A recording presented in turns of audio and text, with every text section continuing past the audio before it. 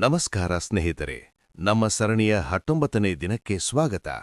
ಬೃಂದಾವನದ ಜನರ ಜೀವನಾಡಿಯಾದ ಯಮುನಾ ನದಿ ಒಂದು ದಿನ ಹಠಾತ್ತಾಗಿ ಕಪ್ಪಾಗಿ ಬದಲಾಗುತ್ತದೆ. ಆ ನೀರನ್ನು ಕುಡಿದ ಹಕ್ಕಿಗಳು ಆಕಾಶದಿಂದಲೇ ಸತ್ತು ಬೀಳುತ್ತಿದ್ದವು. ಹಸುಗಳು ಪ್ರಾಣ ಬಿಡುತ್ತಿದ್ದವು. ಇದಕ್ಕೆ ಕಾರಣ 1000 ಹೆಡೆಗಳ ಭಯಾನಕ ವಿಷಸರ್ಪ ಕಾಳಿಯ. ಬೃಂದಾವನದ ಆಪದ್ಬಾಂಧವ ಕೃಷ್ಣ ಈ ವಿಷದ ಕಡಲಿಗೆ ಹೇಗೆ ಧುಮುಕಿದ? ರಾಧೆಯ ಆತಂಕ ಹೇಗಿತ್ತು? ಬನ್ನಿ ಈ ರೋಚಕ ಕಥೆಯನ್ನು ತಿಳಿಯೋಣ. ಕಾಳಿಯ ಸರ್ಪವು ಗರುಡನ ಭಯದಿಂದ ಯಮುನಾ ನದಿಯ ಮಡುವಿನಲ್ಲಿ ಬಂದು ಅಡಗಿ ಕುಳಿತಿತ್ತು. ಅವನ ಅತಿ ತೀಕ್ಷ್ಣವಾದ ವಿಷದಿಂದಾಗಿ ನದಿಯ ನೀರು ಕುದಿಯತೊಡಗಿತ್ತು. ಬೃಂದಾವನದ ಶಾಂತಿ ಭಂಗವಾಯಿತು.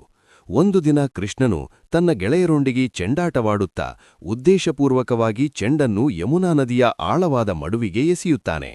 ಗೆಳೆಯರು ಬೇಡವೆಂದರೂ ಕೇಳದೆ ಕೃಷ್ಣನು ನದಿಯ ದಡದಲ್ಲಿದ್ದ ಕದಂಬ ವೃಕ್ಷವನ್ನು ಹತ್ತಿ ವಿಷಪೂರಿತ ನೀರಿಗೆ ಧುಮುಕುತ್ತಾನೆ. ಕೃಷ್ಣ ನೀರಿಗೆ ಬಿದ್ದ ಸುದ್ದಿ ಕೇಳಿ ಇಡೀ ಗೋಕುಲವೇ ನದಿಯ ದಡಕ್ಕೆ ಓಡಿಬರುತ್ತದೆ.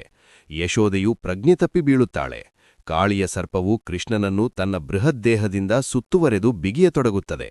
ಆದರೆ ರಾಧೆ ಮಾತ್ರ ನದಿಯ ತೀರದಲ್ಲಿ ಮೌನವಾಗಿ ಕುಳಿತು ಕೃಷ್ಣನನ್ನೇ ಸ್ಮರಿಸುತ್ತಿದ್ದಳು. ಅವಳಿಗೆ ತಿಳಿದಿತ್ತು, ಪ್ರಪಂಚದ ವಿಷವನ್ನು ನುಂಗುವವನಿಗೆ ಈ ಸಣ್ಣ ಹಾವಿನ ವಿಷವೇನು ಮಾಡೀತು ಎಂದು. ಆದರೂ ಪ್ರೇಮದ ಕಾರಣದಿಂದ ಅವಳ ಕಣ್ಣಲ್ಲಿ ನೀರು ತುಂಬಿತ್ತು. ನದಿಯ ಒಳಗಡೆ ಕಾಳಿಯ ಸರ್ಪವು ಕೃಷ್ಣನನ್ನು ಹಿಸುಕಲು ಪ್ರಯತ್ನಿಸಿದಾಗ ಕೃಷ್ಣನು ತನ್ನ ದೇಹವನ್ನು ವಿಸ್ತರಿಸುತ್ತಾ ಹೋಗುತ್ತಾನೆ. ಹಾವಿನ ಬಿಗಿ ಸಡಿಲವಾಗುತ್ತದೆ. ಕೃಷ್ಣನು ಸುಲಭವಾಗಿ ಹಾವಿನ ಹಿಡಿತದಿಂದ ತಪ್ಪಿಸಿಕೊಂಡು ಅವನ 1000 ಹೆಡೆಗಳ ಮೇಲೆ ಹತ್ತಿ ನಿಲ್ಲುತ್ತಾನೆ. ಇಡೀ ಬ್ರಹ್ಮಾಂಡದ ಭಾರ ಕೃಷ್ಣನ ಪಾದದಲ್ಲಿತ್ತು. ಕೃಷ್ಣನು ಕಾಳಿಯನ ಹೆಡೆಗಳ ಮೇಲೆ ನೃತ್ಯ ಮಾಡಲು ಸಿದ್ಧನಾಗುತ್ತಾನೆ. ಆ ದೈವಿಕ ನೃತ್ಯವನ್ನು ನೋಡಲು ದೇವತೆಗಳು ಆಕಾಶದಲ್ಲಿ ಸಾಲುಗಟ್ಟಿ ನಿಲ್ಲುತ್ತಾರೆ. ಸ್ನೇಹಿತರೆ, ಕಾಳಿಯನ 1000 ಹೆಡೆಗಳ ಮೇಲೆ ಕೃಷ್ಣ ಮಾಡಿದ ಆ ತಾಂಡವ ನೃತ್ಯ ಹೇಗಿತ್ತು? ಕಾಳಿಯನ ಪತ್ನಿಯರು ಕೃಷ್ಣನನ್ನು ಹೇಗೆ ಪ್ರಾರ್ಥಿಸಿದರು? ಇದನ್ನು ನಾವು ನಾಳೆಯ 20ನೇ ದಿನದ ಭಾಗದಲ್ಲಿ ನೋಡೋಣ.